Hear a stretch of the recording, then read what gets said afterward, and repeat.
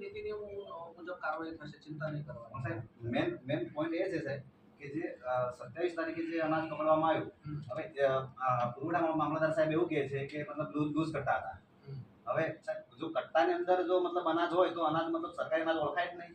એ કઈ રીતે ઓળખશો? થયેલી ને એ કહે છે ખુલ્લા કટ્ટામાં છે. નિવેદન આપ્યું છે, નિવેદન આપ્યું છે. મેં કીધું ને કે અગર આવું કઈ હોય તો નિયમસર કાર્યવાહી થશે, ચિંતા નહીં કરવાની પડે. એ માલ સાહેબ છોડી દેવામાં આવ્યો છે. ના એ તો જમા થશે ને. ના,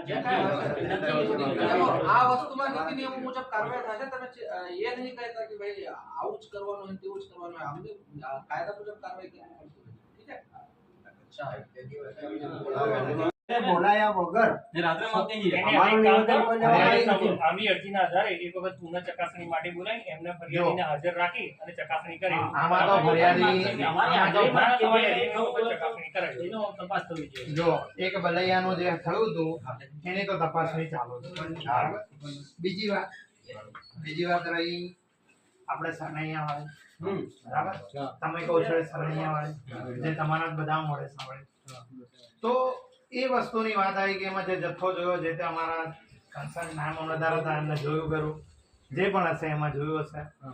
હવે એમાંથી ડાંગર મળી, જે તો શું કહેવાય બીજું ચણા મળ્યા હતા એવું કંઈક હતું. એનું પેકિંગ જોઈને પેકિંગ બધા જ કોઈ સીલબંધ હતા, બરાબર? એમને સીલબંધ પોલીસની હાજરીમાં જોયું હતું. તમે બધા પોલીસ સ્ટેશન લઈ ગયા હતા, બરાબર છે? હવે ડ્રાઈવર કેમ નાસી ગયો બે કારણ હોઈ શકે. તમે આટલા બધા ટોળો જઈને જાઓ, રાતનો સમય હોય તો ડ્રાઈવર તો યાર પોતાની ગાડી મૂકીને ભાગી જાય. સાંભળો મારી વાત. એ પોલીસનો વિષય છે, ડ્રાઈવરનું નિવેદન શું આવે, બરાબર છે? એ અમારો વિષય નથી. અમારા જે કન્સર્ન નાયબ મામલતદારે જે વસ્તુ ત્યાં જઈને જોઈ કે આ સરકારી નથી, એમને ના લાગે તો પછી એને ડ્રાઈવરે નિવેદન નહીં આપવું જોઈએ. સાંભળો, એ નિવેદનનો વિષય અને વસ્તુ એ પોલીસનો, બરાબર છે? એને વિડીયોમાં કીધું કે સાહેબ આ રાકેશભાઈ એક જ વાત કરી કે જે તે સમયે માલ પકડ્યો એમાં આટલું બધું ટોળું જતું નહીં.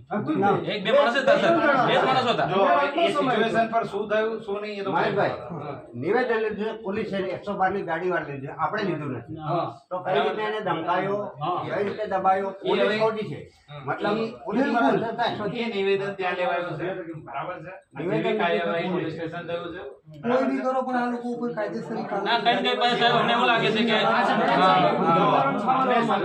છે, બરાબર છે? પણ જે તે તપાસ વખતે જે અલૈયા વાળો જે કિસ્સો થયો એની તપાસ ચાલુ છે અને જે બીજો વસ્તુ છે એ શંકાસ્પદ સરકારી